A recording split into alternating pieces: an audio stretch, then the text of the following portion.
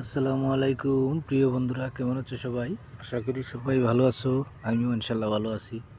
আমরা আসলাম সুনামগঞ্জ জেলার তাহিরপুর উপজেলা।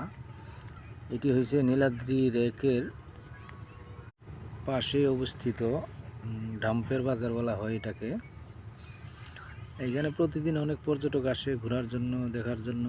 এই যে নৌকাগুলো দেখতেছেন, ওইগুলা দিয়ে কয়লা পাথর নেওয়া হয় এইখান থেকে অনেক দূরে দূরে, এবং প্রতিদিন এইখানে অনেক পর্যটক আসে দেখার জন্য, ঘোরার জন্য।